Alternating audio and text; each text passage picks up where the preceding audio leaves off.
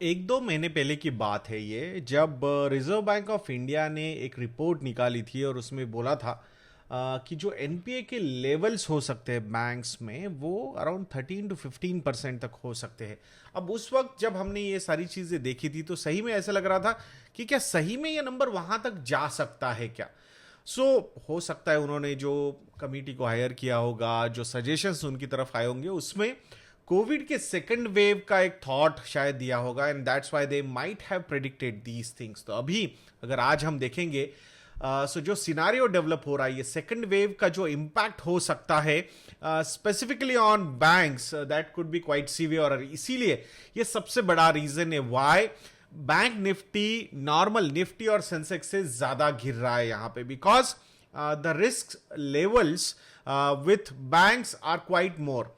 अब जैसे देखोगे आप कि इसका इम्पैक्ट क्या है। इकोनॉमी अगर नॉर्मल सी में नहीं रहती है तो उसका सीधा सीधा इम्पैक्ट एम्प्लॉयमेंट पे हो सकता है, सेल्फ एम्प्लॉयड लोगों पे हो सकता है, छोटे छोटे बिजनेसेस पे हो सकता है। तो ये सारी चीज़ें अगर आप फैक्टर इन करोगे सो डेफिनेटली एक एनपीए का नया surge, I am not saying कि I am not trying to fear monger here, but एक नया सर्च यहां पे आ सकता है and that we can not deny. तो इसीलिए ये जो फॉल में जो एग्रेसिवनेस बैंक्स दिखा रही है compare to normal stocks Nifty और सेंसेक्स स्टॉक्स, जैसे कि आज अगर 1.5-2% निफ्टी और सेंसेक्स गिरे हैं, सो अराउंड 3.5-4% तक बैंक निफ्टी नीचे है। So this is the main reason behind this. तो दैट्स व्हाई फाइनेंशियल सर्विसेज हो, एनबीएफसीज हो या फिर बैंक्स हो, यहां पे प्रेशर हो सकता है, but these things will create a lot of opportunities for acquisition also.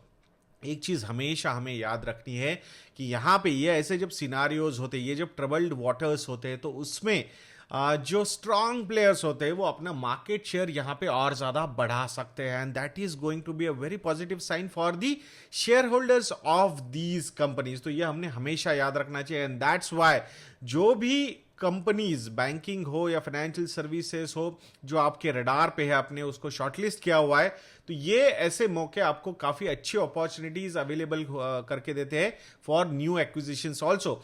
अगर अभी तक आपने कोई एलोकेशंस लिए नहीं है कि पोर्टफोलियोज में या फिर बैंकिंग स्टॉक्स वगैरह में, एनबीएफसीज में, so definitely this particular opportunity, ये जो रेड मार्केट हमें दिख रहा है, तो इसमें अपॉर्चुनिटीज डेफिनेटली आप लोगों के पास अवेलेबल है एंड दैट्स व्हाई हमारे मॉडल पोर्टफोलियोज पे रेड ये प्रोमो कोड हमने एक्टिवेट किया है बिकॉज ऑफ दिस फॉल।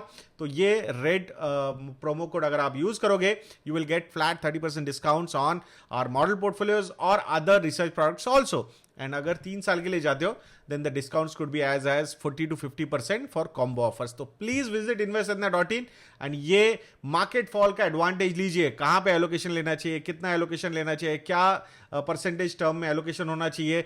अगर ये फॉल जो है आपको लगता है कि थोड़ा बहुत अनसर्टेनिटी आपको भी नजर आ रहा है, सो और आपका बिहेवियर बहुत ज्यादा हावी है आपके इन्वेस्टमेंट डिसीजंस पे, तो एक 30-40% का लमसम एलोकेशन करके रिमेनिंग एलोकेशन आप स्टैगर्ड वे में ले सकते हो over the coming next 6 to 12 months. और ज्यादा कंजर्वेटिव अप्रोच है आपका, सो इवन 18 मंथ्स तक आप ये स्टैगर्ड वे में एलोकेशन खींच सकते हो। इन बिटवीन अगर अच्छा करेक्शन अवेलेबल हो जाता है so then opportunities quite be good.